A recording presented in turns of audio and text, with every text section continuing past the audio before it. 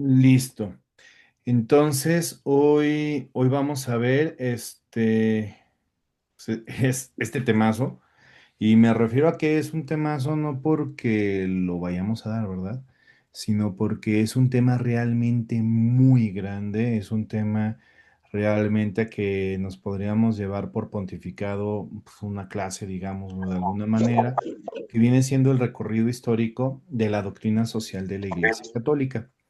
Entonces, vamos a estar platicando, o sea, se los voy mencionando de una vez, vamos a estar platicando papa por papa, de una manera muy sencilla, no nos vamos a meter tanto en los contextos, a explicar todo lo que viene detrás de cada uno de los contextos históricos que les tocó vivir, porque no acabaríamos, es demasiada información realmente, pero sí nos vamos a detener a algunas frases correspondientes, a los documentos del magisterio que ellos elaboraron para dar respuesta a las necesidades que ellos veían en el momento de su pontificado. Entonces, eso sí lo vamos a hacer. Y bueno, nada más dejen veo dónde le puedo poner, porque siempre se me pierde cuando presento. Mm, Creo que sería aquí. Listo. Bueno, vamos comenzando pues. Entonces, a manera de repaso de la vez pasada, veíamos, ¿no? La iglesia busca llevar el mensaje de Cristo a toda realidad humana, a todos los hombres, diría Pablo VI, todo el hombre y todos los hombres. ¿Para qué hace esto? Para la construcción del reino de Dios en la sociedad. Eh, ¿En cuál sociedad? En todas las sociedades en las que nos encontramos. O sea, vamos desde sociedades tan nucleares, tan chiquitas como lo es nuestra familia, a lo mejor en este sentido, a sociedades más grandes como podemos hablar un municipio, un estado, bueno, si nos vamos de la familia, la calle, la colonia, el municipio, el estado, la región, el país, el continente, pues, y al final de cuentas hablar de toda la familia humana. ¿Por qué? Porque el reino de Dios está hecho para todos los seres humanos sin excepción, cuyo contenido brota de la misma revelación, pero cuya enseñanza sistemática inicia a partir de la encíclica Rerum Novarum. O sea, ya sabemos que tenemos antecedentes. El primer antecedente de la doctrina social de la Iglesia Católica, pues es lo que hizo nuestro Señor Jesucristo en vida, estando aquí en la tierra, porque él predicaba, ¿no? Y un ejemplo era las bienaventuranzas y otro ejemplo las obras de caridad y las obras de misericordia, ¿no? Que nos enseña nuestro Señor Jesucristo. Y dentro de estas obras que nos está enseñando, pues él aplicó todo, o sea, llevó el evangelio, llevó las enseñanzas, llevó lo de acá del mundo de las ideas, del mundo de los conceptos, del mundo de la teoría, lo bajó a lo práctico, a lo real, a lo que se hace. Hace ratito les mencionaba, esto, pues, real, que estamos viviendo en esta ya tercera semana, pues no podemos llamarle taller, de hecho está mal dicho decirle taller. Originalmente sí pensábamos hacerle una especie de taller, pero por la cantidad de personas que hay, por la dinámica que se puede tomar a través de estas plataformas, pues en realidad se convierte en una especie de clase, no taller, porque un taller es algo que llevas ese conocimiento a lo vivencial. Entonces, el primer antecedente lo tenemos con Cristo nuestro Señor, que nos enseña a vivir la caridad. Y desde ahí los apóstoles, con la iglesia apostólica, la iglesia primitiva, me encanta Hechos de los Apóstoles cuando decían, miren cómo se aman. Ese miren cómo se aman era doctrina social hecha vida, que la llevaban con alegría y júbilo hasta ser devorados por los dientes de las fieras en el circo romano.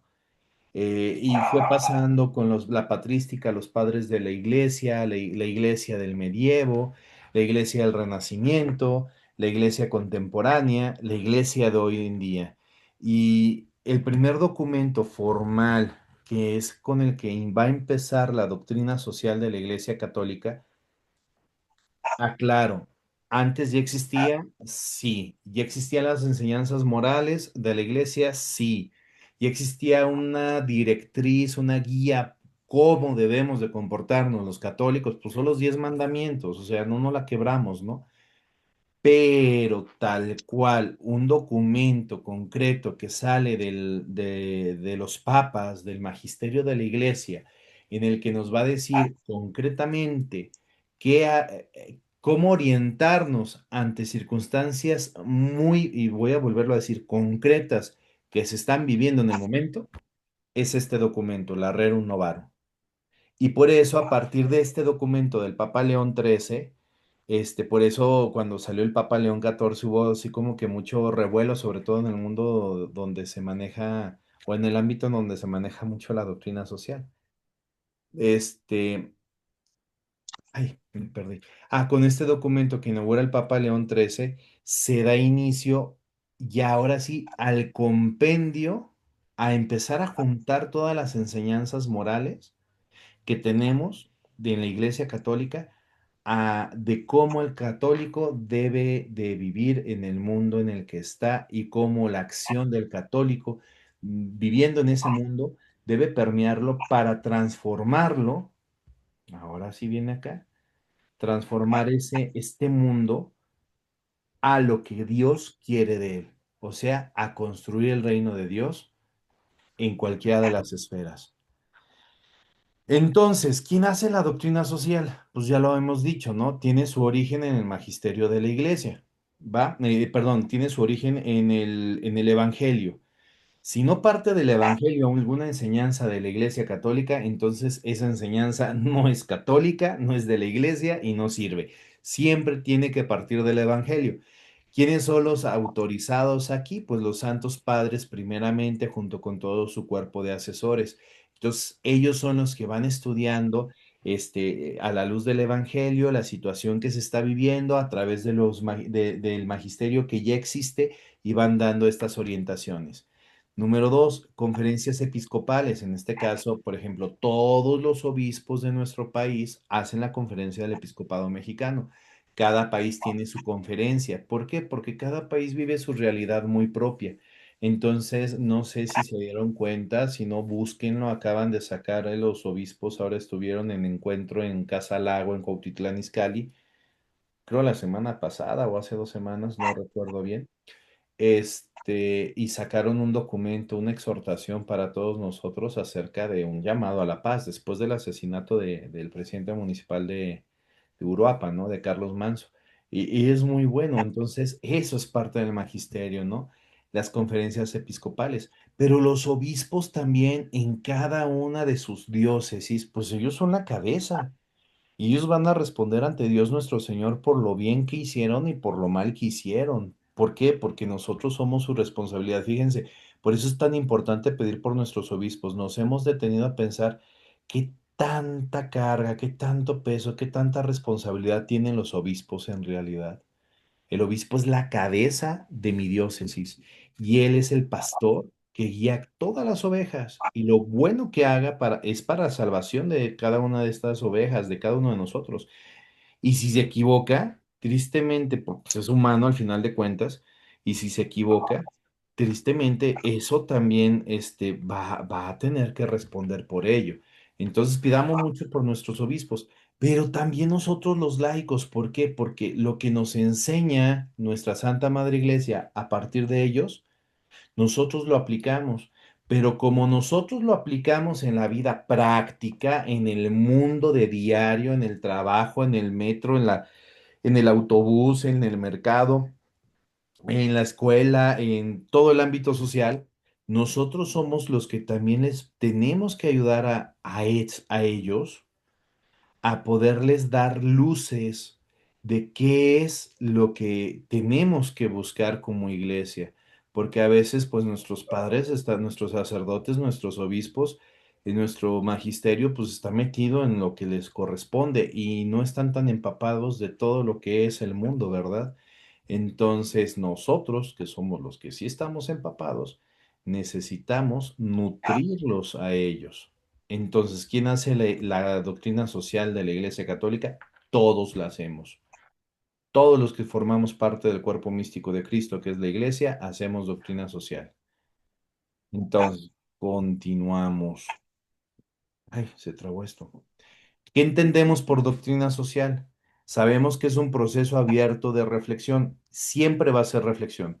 Implica a toda la iglesia, ahorita lo acabamos de mencionar, desde el Papa hasta el laico. ¿Cuál laico? El que al que acaban de bautizar. ¿Por qué?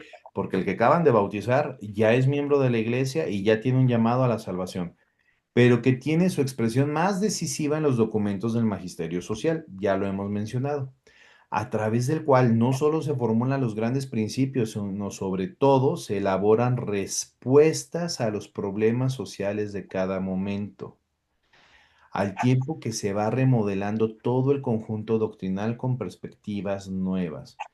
Es de llamar la atención, por ejemplo, el documento del Rerum Novarum de León XIII, que se escribió hace 120 y tantos años. Y este documento, vamos a ver alguna cita y van a decir, híjole, es bien actual, está describiendo la realidad del momento. Pero ese documento, si le pusiéramos el vocabulario o el contexto actual en el que nos encontramos con la tecnología, pues no tendría sentido. ¿Por qué? Porque está enfocado a ese momento concreto de la historia. ¿Qué es la doctrina social? Número uno, es una ética social inspirada por el Evangelio. Ya lo hemos dicho demasiado, pero necesitamos reafirmarlo, que no se nos olvide. Dos, es una traducción de las exigencias del Evangelio a las realidades cotidianas. Por eso cuando mencionamos el Evangelio, se dice, el Evangelio siempre es actual, nunca pasa de moda. El Evangelio siempre va a ser actual. El dinamismo de la fe interrogado por las realidades sociales y culturales. ¿Cómo vivo mi fe a partir de lo que estamos viviendo hoy en día, a partir de un mundo tan secularizado, a partir de un mundo relativista, a partir de un mundo individualista, a partir de un mundo sin sentido, de una antropología fragmentada, por ejemplo, ¿no? Que lo dice mucho el Papa Francisco. Entonces, ¿cómo voy a vivir mi fe y cómo la voy a plasmar en el mundo en el que vivo? Es fruto del encuentro del Evangelio y de las cambiantes realidades de cada época. Va muy de la mano. Lo que te respondí hace ratito, María, es teología moral de carácter social, lógicamente, porque recordemos que el ser humano está hecho en comunidad y para vivir en comunión. Entonces somos sociales por naturaleza. Aristóteles, sin saber de la fe cristiana, sin saber del Génesis, porque pues era griego, no era hebreo, entendió muy bien y por eso decía, el hombre es un animal social por naturaleza, ¿no? Impulso para la acción antes que teoría. Tenemos que conocer, aquí esto es importante porque luego nos aventamos a lo menso o a lo tonto sin saber. Necesitamos conocer, necesitamos prepararnos, necesitamos ser un pueblo con conocimiento. Mi pueblo perece por falta de conocimiento, lo dice en Oseas el Señor. Entonces necesitamos tener la teoría clara, saber qué estamos haciendo, más bien saber qué es lo que queremos hacer para entonces ahora sí ponernos a hacer, más bien corrijo, saber cuál es la meta, cuál es el fin, para entonces ahora sí saber qué es lo que tenemos que hacer y ponerlo en práctica. Poniendo en práctica, sabiendo qué sí puedo hacer y qué sí es bueno, lícito, verdadero y qué no debo de hacer, porque luego a veces dice el dicho, ¿no? No hagas cosas buenas que parezcan malas y no hagas cosas malas que parezcan buenas, y a veces caemos mucho en eso. Justificamos, ay, voy a dar una mentirita por tal de lograr tal cosa. Pues mentira es mentira, o sea, ni por más chiquita que sea, más piadosa que tú quieras, mentira es mentira. Entonces, el fin no va a justificar los medios y por eso sí necesitamos conocer realmente, porque luego por eso caemos en muchas incongruencias o hipocresías y que después nos salen caras como iglesia. La doctrina, el compendio de la doctrina, en el número 87 nos dice, la locución doctrina social la va a decir el Papa Pío XI y designa el corpus doctrinal relativo a temas de relevancia social. Este Papa es el que está exactamente antes del Papa León XIII, ¿va? Entonces, pareciera ser como que ya lo iba planeando el Señor, y van a ver por qué ahorita. Designa el corpus doctrinal relativo a temas de relevancia social, que a partir de la encíclica Rerum Novarum, se ha desarrollado en la Iglesia a través del magisterio de los romanos pontífices y de los obispos en comunión con ellos. Entonces, Papa Pío XI es el que dice o el que le da el nombre de doctrina social y que va a ser todos los temas de relevancia social que tiene nuestra Santa Madre Iglesia. Todo lo que tenga relevancia social es doctrina social de la Iglesia. Entonces, vamos a encontrar que hay funciones concretas de la doctrina. Número uno, va a ser crítica. No va a criticar, va a ser crítica. ¿Por qué? Porque es una denuncia permanente de lo que está mal en el mundo, pero también anuncia lo que está bien. Y entonces tiene que ser, tiene que tener este carácter. Nuestra función, no, no es nuestra función, nuestra vocación no, profética que tenemos por el bautizo, todos los que somos bautizados, o sea, toda la iglesia. Por ser profetas, estamos llamados a anunciar el evangelio y a denunciar lo que está mal. Dos, es pedagógica, es una reflexión, es enseñanza, es acompañamiento. O sea, siempre la doctrina tiene que permear en el mundo. ¿Por qué? Porque estas enseñanzas no nos van a hablar de otra cosa más que del amor de Dios para el ser humano. ¿Y cómo vamos a enseñar el amor de Dios si nada más lo vamos a decir de palabras? Pues no, tendremos que hacerlo con obras. Por eso se vuelve pedagógica. Y número tres, es teológico pastoral. Es un instrumento de evangelización. Una vez que tú aplicas, pones en práctica lo que aprendiste, lo decíamos les iba a decir el día de ayer, pues sí, para mí es el día de ayer porque los vi, digamos, ayer, ¿no? Eh, mm, ¿Qué se dice al final de cada misa? Vayamos y apliquemos lo que aquí hemos aprendido, ¿no? Vayamos y hagamos vida lo que nos han enseñado, lo que nos ha enseñado el Señor. Bueno, las palabras como nos lo digan, pero el mensaje es el mismo. Entonces, cuando nosotros aplicamos el evangelio en el mundo en el que vivimos, pues ese se vuelve doctrina social en acción, es doctrina social en acción. Y cuando lo aplicamos y hacemos las cosas de corazón, las hacemos con la intención, o sea, las hacemos bien, es algo que contagia, es algo que permea, es algo que llama la atención.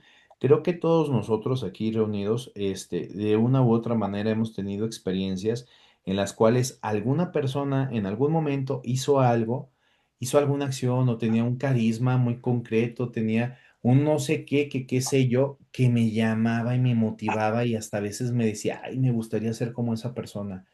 Y creo que todos de una u otra manera en algún momento de nuestras vidas hemos sido también esa persona que alguien ha dicho, ay, me gustaría ser como tú porque eres así, porque eres asá, porque yo qué sé.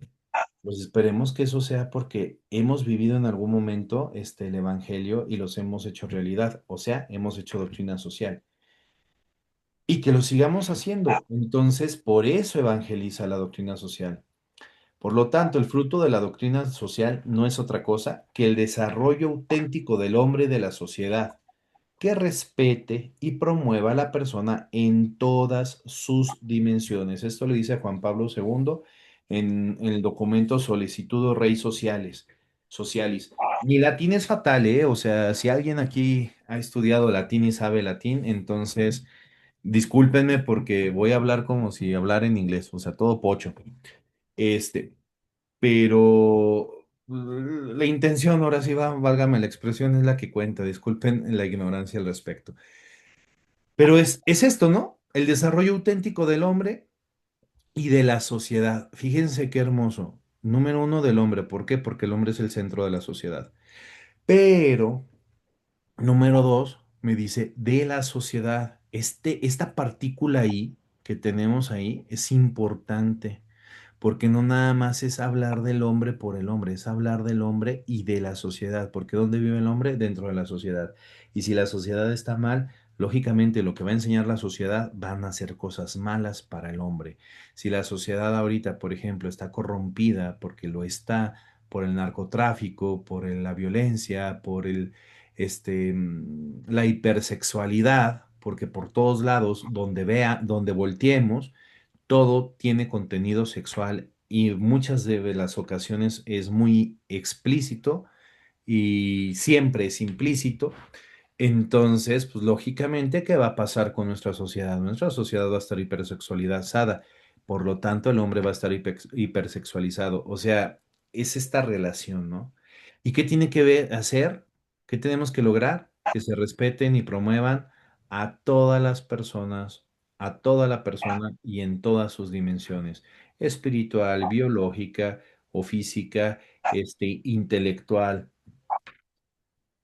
todo completo. Entonces veamos el proceso, cómo se va a ir manejando. Tenemos primero al cardenal Giacchino Vincenzo Raffaele Luigi Pesci, mejor conocido como León XIII. Su pontificado es el tercero más largo, creo, el tercero o el cuarto más largo, de 1878 a 1903. Así lo vamos a ver con cada uno de los papas. Tenemos su lema, Lumen in cielo, luz en los cielos. ¿Y qué es lo que hace? Mejora las bases intelectuales del clero. Fíjense que este papa era visionario. Este hombre era hijo de un conde en Italia, italiano, mm, pero le ayudó mucho la familia que tuvo en este caso, que eran pues aristócratas, pero también eran instruidos y le ayudaron a mucho desde pequeño a darse cuenta que el conocimiento es necesario, que la enseñanza es necesaria. Entonces, por eso mejora las bases intelectuales del clero y acerca a la iglesia a las realidades del mundo moderno. O sea, trata de abrir estas puertas, diría yo, el Papa Francisco, a lo que está sucediendo. ¿Qué le pasaba en aquel momento? La revolución industrial. Tenemos en expansión la revolución industrial, es uno de los movimientos sumamente fuertes que tiene la humanidad. Tenemos una primera revolución industrial, el descubrimiento de la invención de las máquinas de vapor y empieza a darse una migración de lo rural a lo urbano, pero en la segunda revolución industrial que ya se desarrolla ahora sí una explosión, un boom que empieza a haber más intercambio comercial en el mundo, pues empiezan a traer más personas a los urbes. Pero resulta que las las ciudades-estado que estaban en ese momento, pues eran pequeñas en realidad. Entonces, tienen un desarrollo, un demográfico en muy poco tiempo, sin capacidad de poder dar alimento, sin capacidad de poder dar casa, sin capacidad de poder dar, las condiciones básicas mínimas y necesarias para el desarrollo de la persona. Y, y de vivir en el campo y de estar en situaciones en el campo en el que pues a lo mejor habría años buenos y habría años o temporales buenos y temporales malos, pero tenían con qué comer y se podían desarrollar. Llegas a la ciudad y llegas a generar lo que hasta la fecha conocemos como una pobreza sistémica. Muchos no salen de la pobreza y están en unas situaciones de hacinamiento tremendas. Entonces el Papa se da cuenta de esta situación y quiere hacer un llamado al mundo, no nada más a los obreros en Italia, porque el Papa no salió de Italia,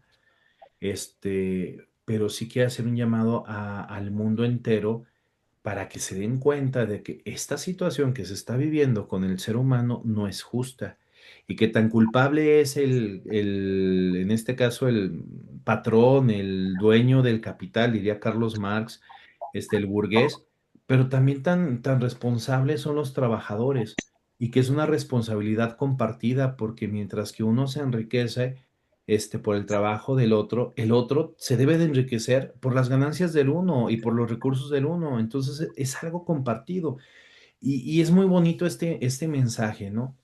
Tenemos la consolidación del movimiento obrero y del socialismo, aparecen los sindicatos, los partidos políticos socialistas.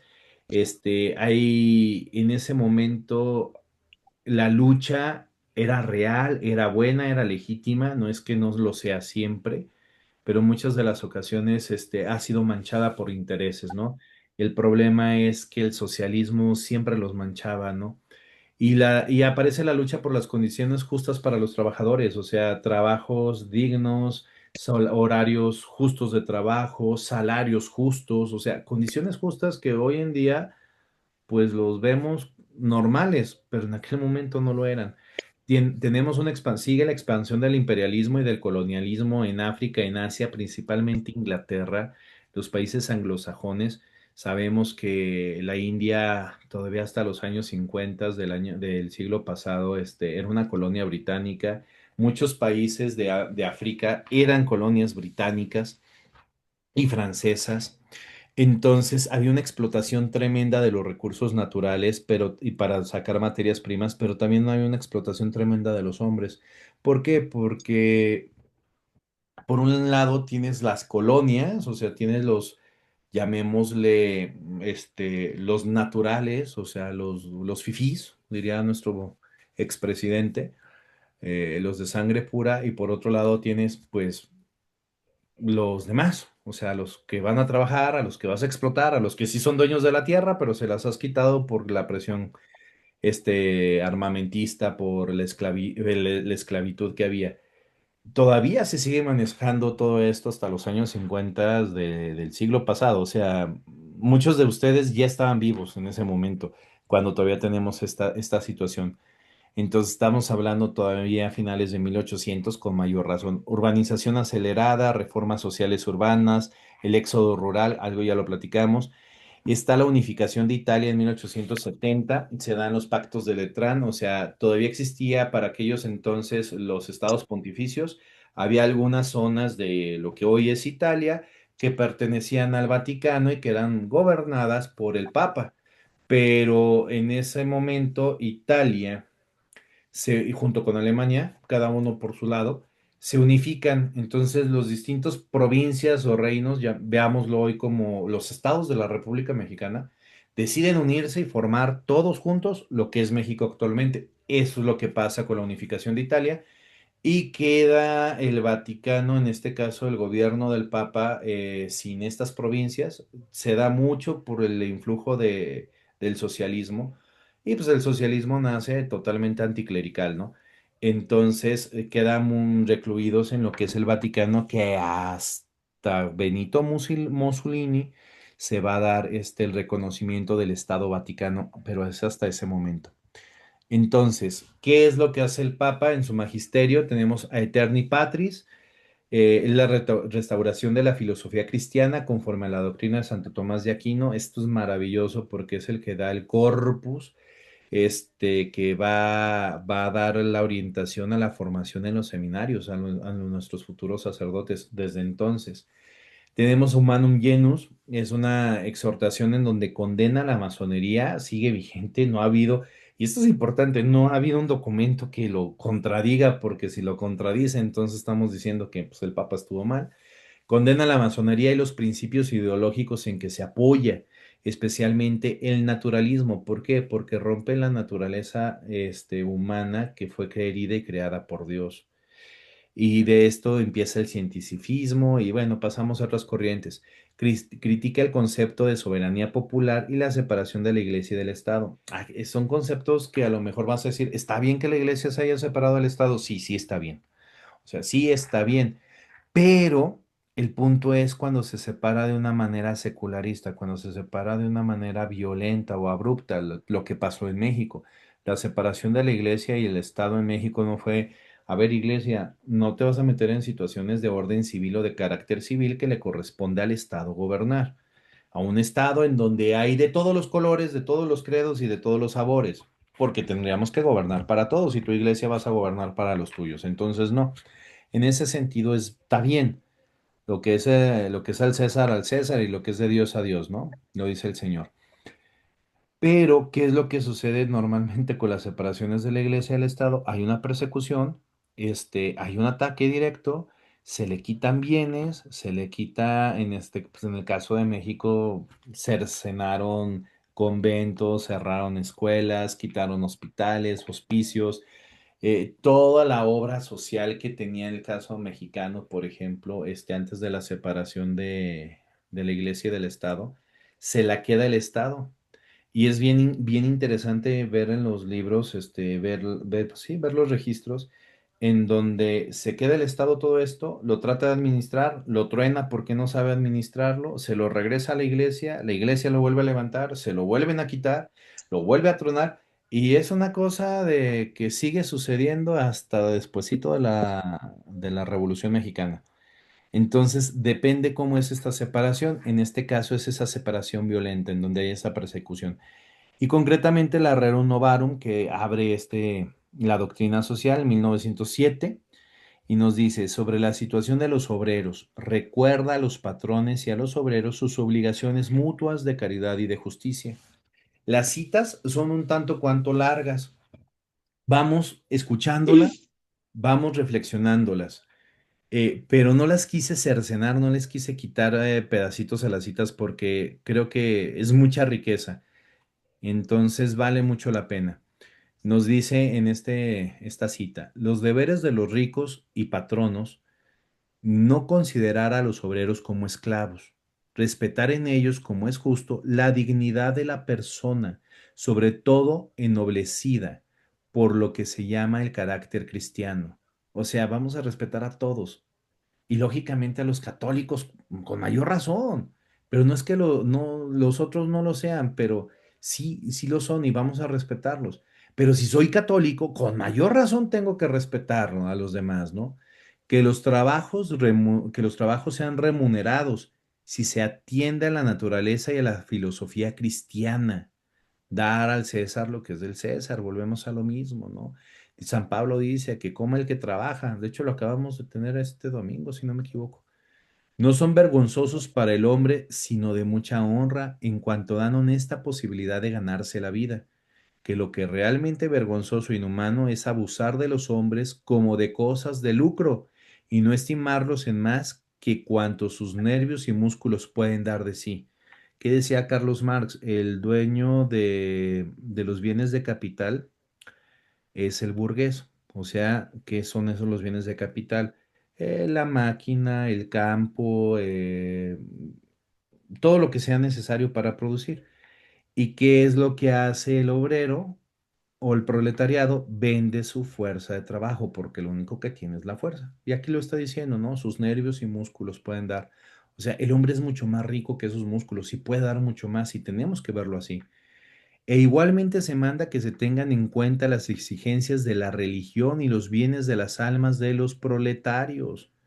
O sea, hace de todos, no está diciendo nada más de los católicos, está diciendo de las exigencias de la religión de todos, por lo cual es obligación de los patronos disponer que el obrero tenga un espacio de tiempo idóneo para atender a la piedad, no exponer al hombre a los halagos de la corrupción y a las ocasiones de pecar, y no apartarlo en modo alguno de sus atenciones domésticas, que el hombre tenga tiempo de ir a atender a su familia, de estar con su familia, que la mujer tenga tiempo de educar a sus hijos y de la afición al ahorro, que tengan que lo que les están pagando tenga la posibilidad de poder guardar para ver qué puedo adquirir más adelante.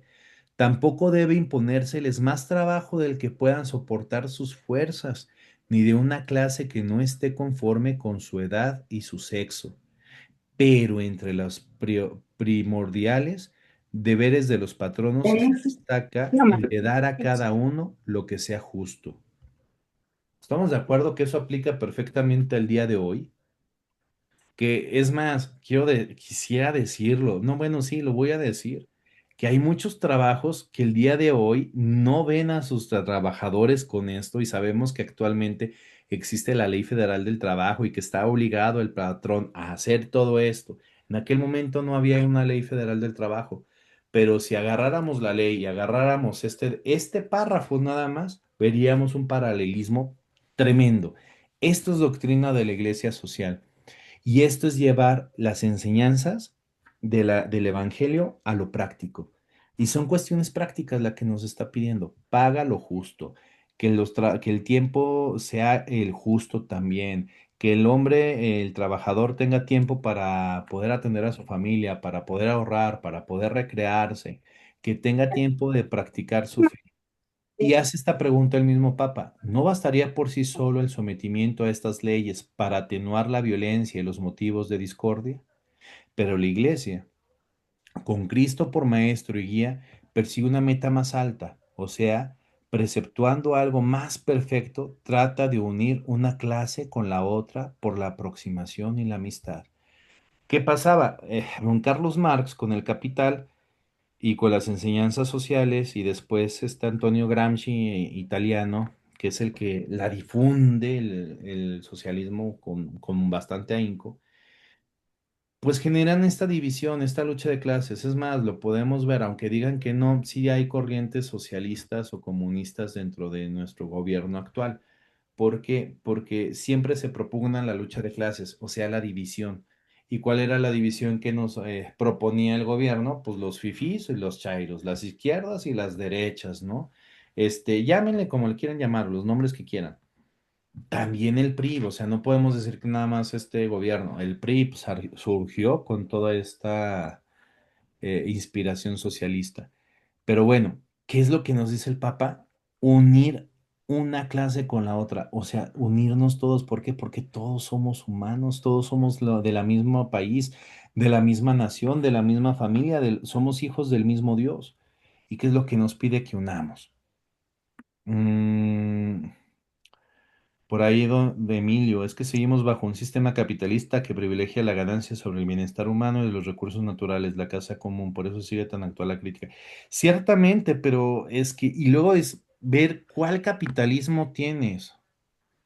Porque también ya tenemos así toda una clasificación tremenda, porque el socialismo ya no es el socialismo que era antes, ya es otro tipo de socialismo, hay libre socialismo, ¿no? Hay la socialdemocracia.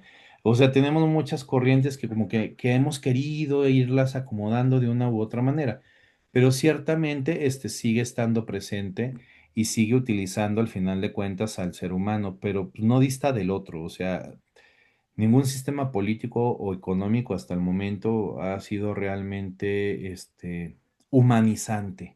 Realmente ninguno. Al final de cuentas, pues, impera los intereses de los poderosos, de los ricos, de quien quiere tener más. Y esa es la discordia que pues, se tuvo desde el principio, ¿no? El egoísmo de Luzbel al querer ser como Dios y alzarse en la revuelta celestial, ¿no? Que dijo, ¿quién como yo? A lo que San Miguel Arcángel le responde, ¿quién como Dios? Y se desata esta batalla celestial, que es la misma batalla escatológica que vivimos hasta nuestro tiempo y que vamos a vivir hasta el final de los tiempos, en donde lamentablemente el hombre se levanta contra el hombre, el hermano se levanta contra el hermano. ¿Por qué? Por el afán de tener. ¿Qué pasó con Caín y con Abel? Uno fue bien visto, el otro no fue tan bien visto, entonces entra la discordia. Pero por eso viene Cristo a generar esta unidad nuevamente. Bueno, Pío X, Giuseppe Melchiore Sarto.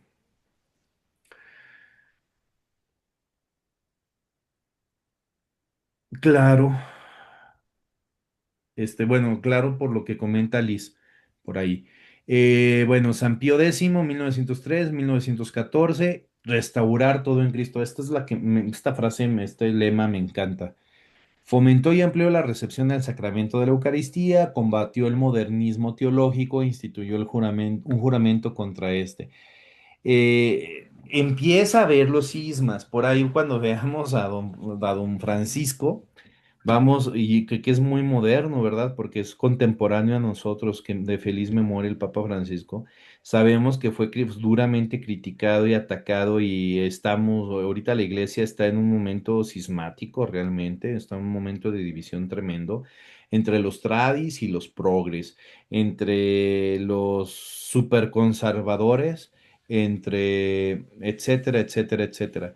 Y no se trata de eso, se trata de que seamos iglesia. Entonces, por ahí ya aparece un modernismo teológico que empieza a permear y empieza a dividir. Contexto histórico, tenemos la guerra ruso-japonesa, los jóvenes turcos, un movimiento muy fuerte en Turquía, la Revolución Mexicana, que también siembra por ahí, el inicio de la Primera Guerra Mundial, tenemos también progresos científicos, no todo es malo, pues. Albert Einstein empieza a despuntar por aquellos momentos todavía en Prusia, en Europa. Tenemos movimientos, concretamente el anticlericalismo español, en Francia, en Portugal. Por ahí en Portugal, de hecho, iban a vivir una tipo persecución religiosa como la que vivió México. No sé si sabían, pero se le ocurre a la Santa Madre de Dios aparecerse por allá en su advocación de Fátima y cortó de tajo la persecución religiosa que había.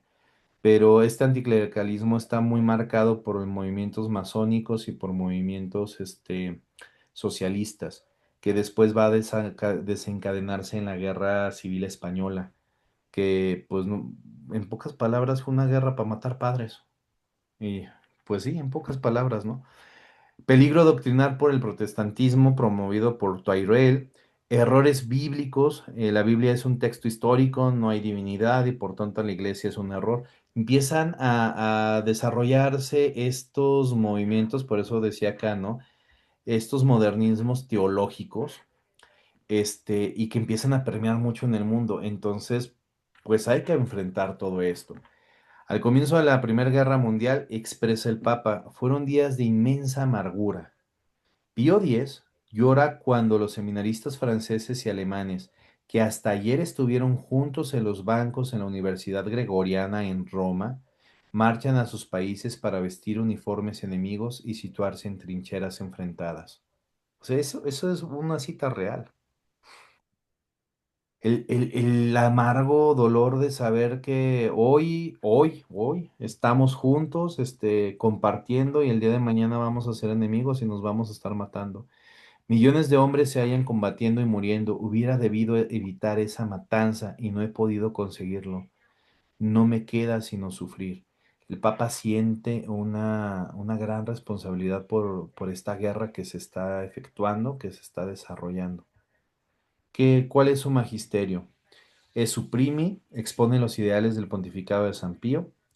Il fermo proposito sobre la institución y desarrollo de la acción católica en Italia. Pascendi Domini Gregis condena los errores del modernismo, esta concretamente. Notre Charge Apostolique condena el movimiento francés. Singulari Quadam, criterios para las asociaciones católicas de trabajadores. Si se fijan, no tiene una una carta encíclica tal cual como en este caso fue este su antecesor, pero sí tiene así como que reglamentos, como orientaciones muy concretas, muy prácticas a cosas más más finas, a situaciones más finas, digámoslo, en el sentido, o sea, más orientadas. Y luego, por ejemplo, la Crimabili Statu sobre la situación de los indígenas en Brasil, que de repente decimos, no, es que la iglesia es retrógrada y la iglesia no voltea y la iglesia no ve, fíjate, desde 1912 ya tenemos un papa que se está preocupando por la situación indígena en un país americano que es Brasil. O sea, realmente la iglesia siempre ha estado presente, pero se nos olvida. ¿Qué nos dice la Supremi? Además, estábamos horrorizados por otra parte de la actual y deplorable condición del género humano. Vosotros comprendéis, venerables hermanos, cuál es esa enfermedad, el abandono y el rechazo de Dios, a los cuales está inexorablemente asociada la ruina. Según las palabras del profeta, he aquí que aquellos que se alejaron de ti perecerán. Tenemos un solo propósito, instaurar todas las cosas en Cristo, a fin de que Cristo esté en todo y en todos. Vuelvo yo a decirlo, para mí esto es contundente y creo que hoy en día para México, él nos surge. Tenemos un solo propósito, laicos mexicanos, instaurar todas las cosas en Cristo a fin de que Cristo esté en todo y en todos. Así podríamos realmente poder terminar con la ruina en la que nos encontramos en la actualidad como país, porque vamos para allá que volamos. Por la indolencia de nuestros gobernantes, la ineptitud de nuestros gobernantes, pero también la indolencia de nosotros como católicos que no hemos querido asumir nuestra responsabilidad y nuestra ignorancia y nuestra ineptitud. Nos ha faltado organizarnos. Nos dice en Il Fermo Propósito, hace Sí, hincapié en la necesidad de que los laicos asuman, fíjense aquí, los laicos asuman su papel como católicos en el mundo Las obras, instituidas para restaurar y promover en Cristo la verdadera civilización cristiana, y constituyen la acción católica, ya que los católicos alzan siempre la bandera de Cristo. Por eso mismo, alzan la bandera de la Iglesia, y por lo tanto es conveniente que la reciban de más manos de la Iglesia, que la Iglesia vigile el honor inmaculado de esa bandera y que a esta materna vigilancia los católicos se sometan como hijos dóciles y amorosos. O se hace y restaurar y promover en Cristo la verdadera civilización cristiana y que constituya nuestra acción. O sea, es el llamado. Católicos asuman su papel, su responsabilidad. Nada más no me acuerdo qué fecha tiene, pero estamos hablando de 1905. Un llamado para que asumamos nuestra responsabilidad. Giacomo de la Chiesa, Benedicto XV, de Trabaja con toda su 1914 a familia. 1922. En ti, Lo Señor, he veía mi hermano confiado, no trabajar. me vea confundido para siempre. Ay, por favor, hay alguien que tiene el micrófono encendido y los invito a que lo apaguen porque no se los puedo cancelar yo. Por favor. Mm, Que se va pasando de generación en generación. En Teotitlán del Valle, artesanas como Pastora Ahí han la que está abierto hablando de camino para que Teotitlán del más Valle. mujeres participen. Ah, ya vi, Ivoncita. Bueno, ¿Cómo debe, listo. qué colores usar y cómo combinarlo? Pienso que estamos ganando ahorita un espacio muy bueno.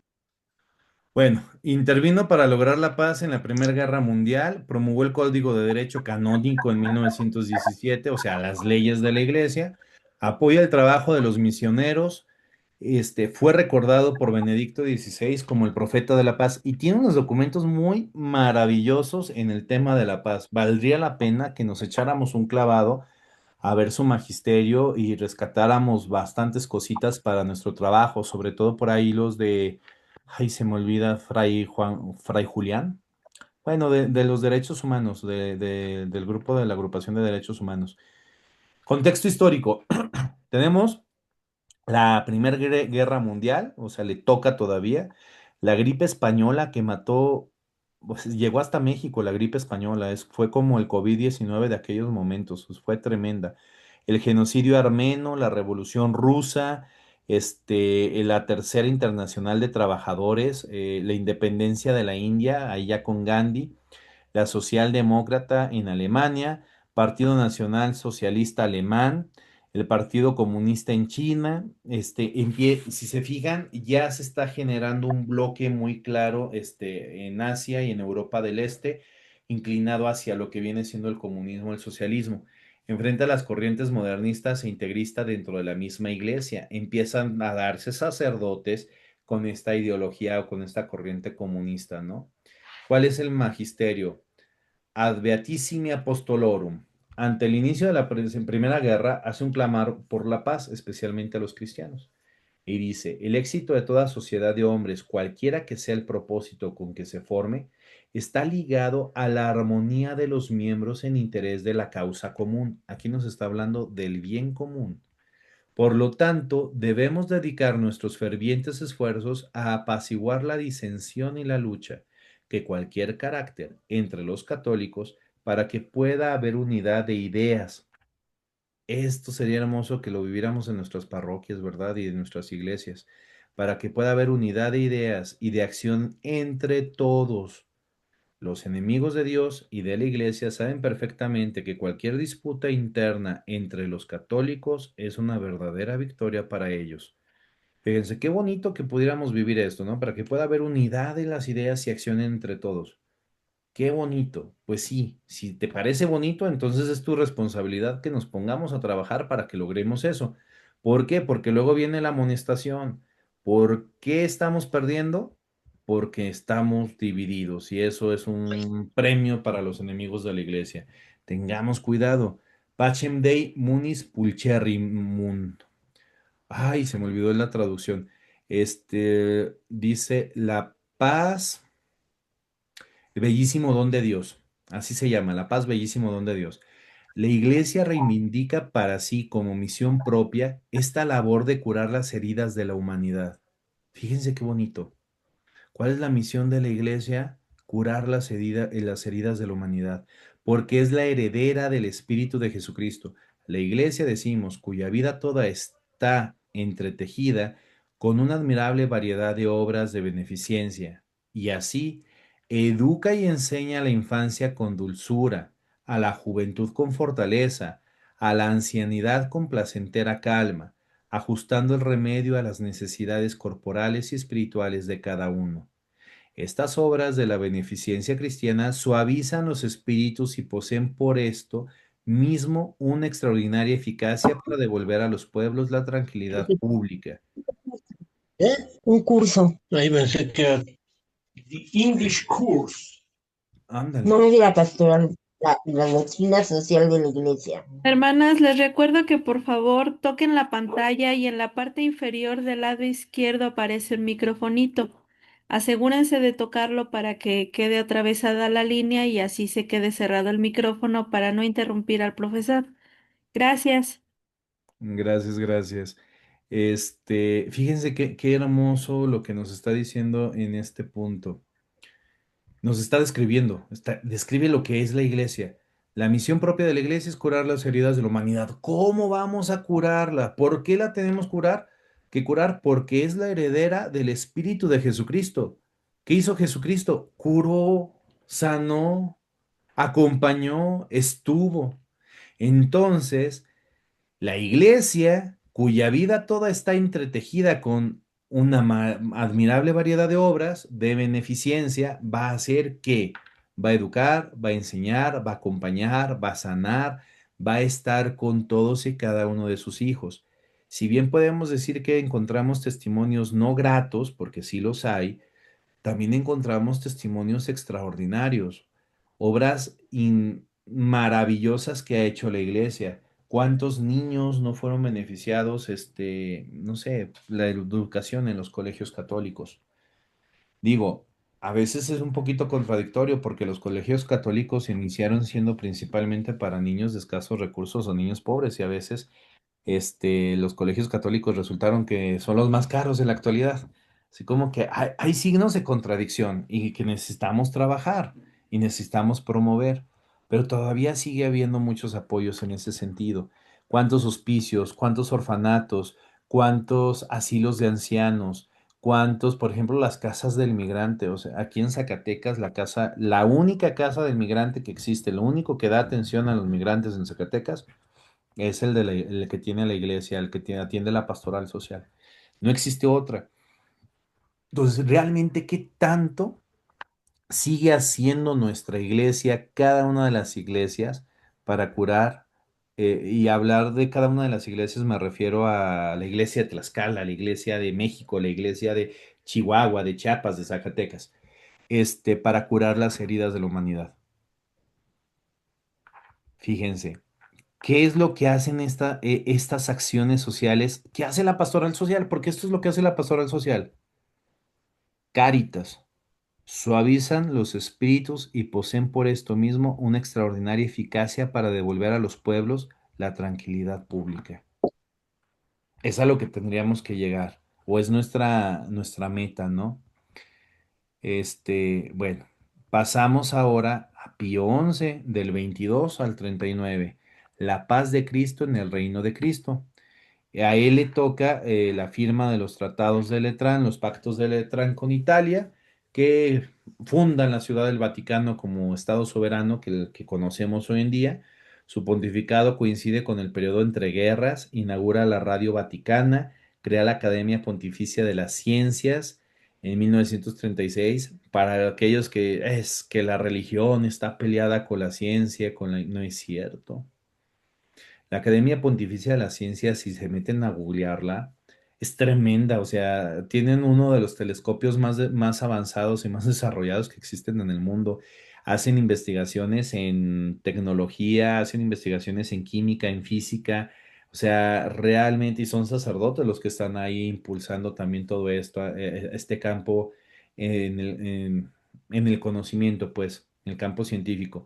Se opone al comunismo, que ya toma una fuerte primacía en el mundo, y principalmente al nazismo, ¿no? Contexto histórico, a él le toca la guerra cristera, a él le toca estar atendiendo a los obispos de México, lo que ya veíamos, los pactos de Letrán, la gran depresión económica en el 29, la crisis de Estados Unidos que le pegó al mundo entero.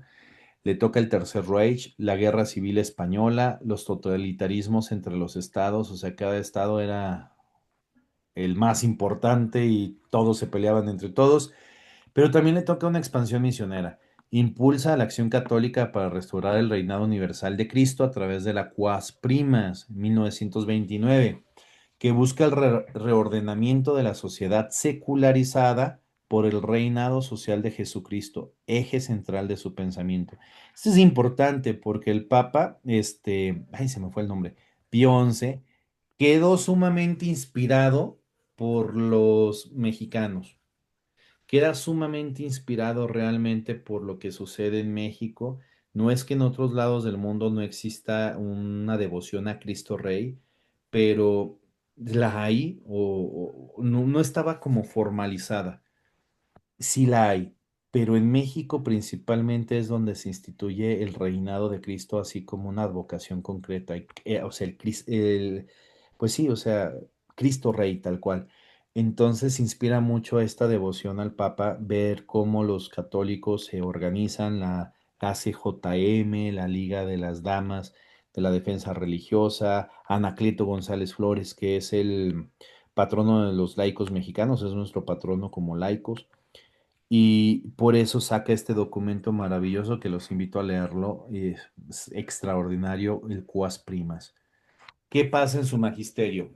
Cuadragésimo año del 1931 va a conmemorar los 40 años de que apareció la Rerum Novarum, retomando y actualizando sus temas, que es una restauración del orden social. Vemos cómo ya está más corrompido a través de las ideologías, de los ismos. En este caso, está más corrompido el mundo que se está viviendo y se está polarizando porque cada uno tiene una idea de cómo debe ser el mundo y propagan esa idea como si fueran receta mágica y se llevan a la gente, a los países, a los gobiernos entre las colas y al final de cuentas, pues ¿quién acaba pagando todo esto? Pues la gente pobre, la gente que menos tiene, la gente que pues simple y sencillamente sirve de carne de cañón. Luego tenemos por ahí Non abbiamo bisogno sobre la acción católica y lo que está sucediendo en el fascismo. Divini Redemptoris denuncia sobre el comunismo ateo. Este es muy interesante. Mitbrender Sorge o Sorge. Esta, este documento lo hace en alemán directamente para la iglesia en Alemania sobre la situación del Tercer Reich. ¿Qué es lo que hacen? Se hace este documento, se publica y se pasa por todos los católicos como unos cuadernillos para que lo fueran leyendo y lo fueran distribuyendo, porque era una condena concretamente a lo que estaba pasando del Tercer Reich, ¿no? Iniques afflictisque eh, Acerba Animi, Firmissimam Constantiam, y es sobre la persecución religiosa en México y la situación que está pasando. O sea, realmente sí una respuesta de la iglesia. Concretamente, cuadragésimo año, ¿qué nos dice? Defiende la propiedad privada, así como la justa retribución salarial del obrero. Y nos dice, nada deberá dejar de intentarse, por consiguiente, para alejar tan grandes males de la sociedad humana. Tiendan a ello los trabajos, los esfuerzos todos, las constantes y fervorosas oraciones de Dios, puesto que con el auxilio de la gracia divina, la suerte de la humana familia está en nuestras manos. ¿Qué nos está diciendo? Nosotros, cada uno de nosotros, tenemos la responsabilidad de lograr las condiciones mejores para cada uno de nosotros. O sea, volvemos al punto, que no coma el que no trabaja. ¿Cuesta? Pues sí, cuesta. Pero ¿qué es lo que nos dice, por ejemplo, nuestro gobierno actual? Pues todo estira la mano, o sea, entre más estires la mano, pues, está mejor. Divine Redemptoris nos dice sobre el comunismo ateo definido como intrínsecamente malo. El comunismo, además, despoja al hombre de su libertad, principio normativo de su conducta moral, y suprime en la persona humana toda dignidad y todo freno moral eficaz contra el asalto de los estímulos ciegos, al ser la persona humana en el comunismo una simple ruedecilla del engranaje total. Niegan al individuo para atribuirlos a la colectividad, todos los derechos naturales propios de la personalidad humana. O sea, aquí no importas, ¿por qué? Porque eres uno más del montón. Todo, ya no importa la persona en su singularidad, no se está viendo al ser humano como lo que es.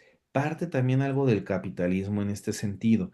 Pero en el fondo, ¿qué es lo que sucede? Todos somos iguales y todos por ser iguales tenemos los mismos derechos, los mismos privilegios, las mismas obligaciones, lo mismo todo. Entonces nadie puede tener más que nadie, no hay propiedad privada, no puedes gozar absolutamente de más. Simple y sencillamente porque todos son lo mismo o todos somos lo mismo. Siendo esto así, se convierte o se trata de convertir al ser humano en una especie de masa. Y si lo vemos como una masa, pues la masa sirve para ser moldeada según las intenciones de quien controla la masa. Y entonces aleja al ser humano de su natural dignidad, aleja al ser humano de su naturaleza, y por eso también Carlos Marx decía que la religión es el opio del hombre. La religión mantenía al hombre idiota, por decirlo de alguna manera. ¿Por qué? Porque seguías todo en plano de la religión. Pues la religión te decía los valores morales, quítale los valores morales, que el hombre no tenga un sentido, que no tenga un propósito, que el hombre no tenga una razón de ser. Luego tenemos a Pío XII, Eugenio María Giuseppe Giovanni Pacelli, el Papa Pacelli, del 39 al 58. La paz, obra de la justicia, define el dogma de la Asunción de la Virgen en su encíclica Munificentissimus Deus, invocando la inefabilidad también pontificia. Este es el que dice que el Papa no se equivoca. ¿En qué no se equivocan los papas? En materia de la doctrina de la Iglesia, tanto social como doctrina católica, o sea, la doctrina católica de la Iglesia, en eso el Papa no se equivoca. ¿En qué se puede equivocar? Pues en todo lo demás. O sea, el Papa se puede equivocar en, no sé, cualquier tipo de comentario que quiera hacer. ¿Por qué? Porque no es experto en lo demás, pero en lo que corresponde a la iglesia, él es experto porque es la cabeza. Por lo tanto, siempre apegado al magisterio y a la tradición, perdón, primero al evangelio, después a la tradición y por último al magisterio, el Papa no se equivoca. Es esa la infabilidad papal. Pero si habla acerca, no sé, de política, de cuál es el mejor político, cuál es el más malo de los políticos, pues se puede equivocar. Donde no se va a equivocar es en el juicio moral que diga sobre cada una de las acciones que se hacen, si ya está hablando concretamente de materia doctrinal. Vivía la controversia entre quienes defienden su actuación para lograr la paz y los que critican su laxa actuación ante la Segunda Guerra Mundial. Este papa fue súper atacado como no tenemos idea porque hay quienes dicen que fue muy laxo, que fue muy blandito ante la situación de la Segunda Guerra Mundial, sobre todo la persecución de los nazis, también sobre los católicos, porque no nada, perdón, de los nazis, no de los judíos, pero también de los católicos. No solo mataban a judíos, ciertamente, principalmente fueron ellos, pero también persiguieron y mataron a muchísimos sacerdotes y a muchísimos católicos, principalmente por ser católicos y cuidar a sus hermanos judíos, por salvarles la vida, por darles de comer, por ser buenos samaritanos. Y la Segunda Guerra Mundial es un ejemplo del buen samaritano, realmente. ¿Qué es lo que pasa en su pontificado? Se funda la URSS, tenemos la Segunda Guerra Mundial, tenemos la conferencia de Yalta, o sea, el poder soviético a todo lo que da. Se da la fundación de la ONU y del Fondo Monetario Internacional después de que se termina la Segunda Guerra. Se da el Tratado de París en el 47, con los acuerdos también para terminar la Segunda Guerra. El Plan Marshall, la Liga Árabe, el nacimiento del Estado de Israel, en donde también es otra situación muy compleja para el mundo porque a una nación que ya está ahí, que se llama Palestina, les quitan sus tierras porque se les hinchan las ganas y va a ser a partir de ahora Israel. Y vemos cómo esta situación sigue hasta el día de hoy fuertísima y cómo Israel pues sigue atacando a los palestinos, ¿no? No podemos decir quiénes son buenos buenos y quiénes son los malos, siempre y cuando hay un asesinato de un ser humano, ya es malo.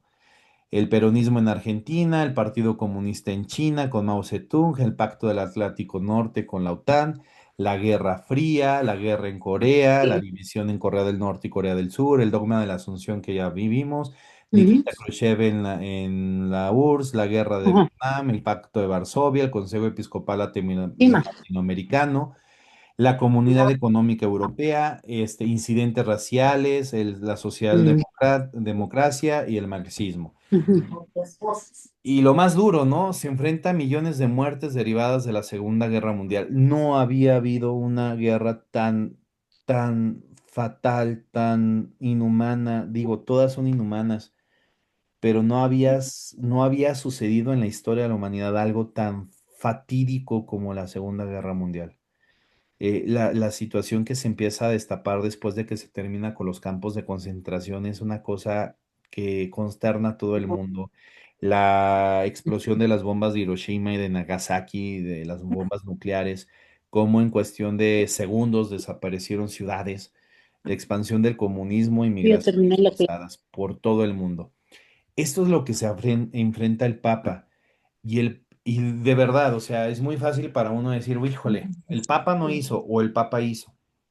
Ponte en los zapatos de ese hombre que tiene que emitir un Ah, pues juicio. que estamos desayunando. Ahí les encargo, Beth, Sharon, Kevin, por favor, el micrófono. Este, ponte en los zapatos de un Papa, el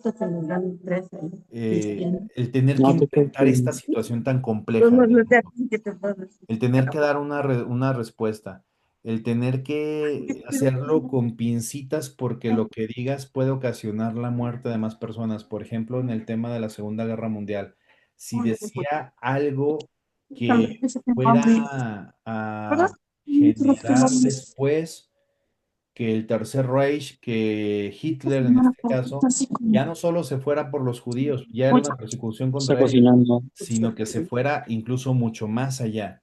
Entonces se vuelve muy, muy complicado y por eso lo critican tanto al Papa Pío. Su magisterio es Yo no muy me quedo rico, pero me no tiene atendí. tantos documentos. ¿Qué pasa con él? Tiene Summi Pontificatus sobre la unidad del cuerpo social, pero lo principal va a radicar en los mensajes. Habla sobre la paz justa que da del 39 al 41, establece bases para un orden internacional nuevo. Buenas noches. Hermanos, les recuerdo por favor que apaguen sus micrófonos, escuchamos conversaciones. Por favorcito, apaguen sus micrófonos. Gracias, Liz.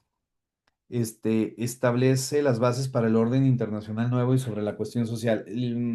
Empezó siendo eso los radiomensajes, pero en realidad, ¿cómo fue que llegaban los mensajes del Papa en el contexto de la Segunda Guerra Mundial, en donde no había papel, en donde no había, en toda Europa no había papel, no había recursos, no había nada, había radios? Entonces, ¿qué hizo? Se apegó a lo que había y fueron los radiomensajes y estuvo acompañando a todo el pueblo de Dios a través de esos radiomensajes. También tiene Begnitas et Humanitas, que son sobre radiomensajes sobre la democracia, Optásima Pax, solicitando oraciones por la paz ante las devastaciones de la Segunda Guerra Mundial. Con este vamos a ir cerrando, fíjense bien. ¿Qué nos dice? El Estado, por tanto, tiene esta noble misión: reconocer, regular y promover en la vida nacional de las actividades y las iniciativas privadas de los individuos, dirigir convenientemente estas actividades al bien común, el cual no puede quedar determinado por el capricho de nadie ni por la exclusiva prosperidad temporal de la sociedad civil, sino que debe de ser definido de acuerdo con la perfección natural del hombre, a la cual está destinado el Estado por el Creador como medio y como garantía. ¿Qué nos dice?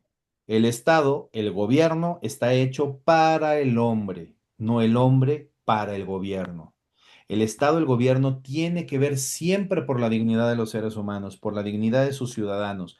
No el ciudadano tiene que estar siempre viendo por el Estado, porque entonces pierde el sentido el Estado. El Estado, al final de cuentas, está para el ser humano, para sus ciudadanos. La Solenità, 1942, es una serie de radiomensajes en el marco de la Segunda Guerra. Y nos dice el Papa, son estos, amados hijos, los principios, los conceptos y las normas con las cuales nos quisiéramos cooperar desde ahora a la futura organización de aquel orden nuevo que se espera y se desea que nazca del enorme fermento de la presente guerra y de a los pueblos tranquilidad en la paz y en la justicia. Europa queda destruida, totalmente destruida. Eh, ante la destrucción, ante el sufrimiento, ante la muerte, ante la peste, ante el hambre, ante la enfermedad, ante todo lo que se presenta, el Evangelio vuelve a ser o tiene que ser nuevamente el punto de partida para generar un nuevo orden en el cual no vuelva a suceder lo que hasta ese momento ya había pasado, que era decir, o era llegar al punto de inflexión de decir, el hombre no puede ser más malo que lo que ya es con esta Segunda Guerra Mundial. No puede llegar a ser más malo. La pregunta la dejamos en el aire. ¿Será cierto? ¿No será cierto? El punto radica en que es esta invitación a hacer este nuevo orden. Escuchamos muchas veces que el nuevo orden mundial, pues a eso se refiere el Papa, a hacer un nuevo orden en donde impere la paz, en donde impere la justicia, en donde impere el mensaje de Cristo.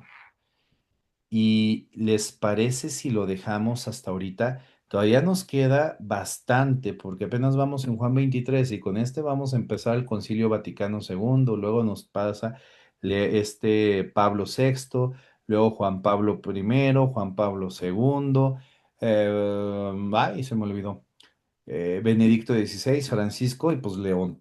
Entonces, que son los que nos vienen hasta ahorita. Que ya estos, pues creo que ya vemos ahora sí más personas que sí les tocó escuchar a lo mejor a Roncalli, al cardenal Roncalli, a Juan 23, aquí presentes, porque pues ya, yo creo que sí hay algunos contemporáneos y que les tocó el Concilio Vaticano II. Incluso sería rico que nos platicaran qué vivieron al respecto, porque es algo que ya les pudo haber lo pudieron haber visto un poquito más claro. Entonces, la siguiente semana comenzaríamos con esto. Dejo de compartir la presentación. Y déjenme, termino también la grabación.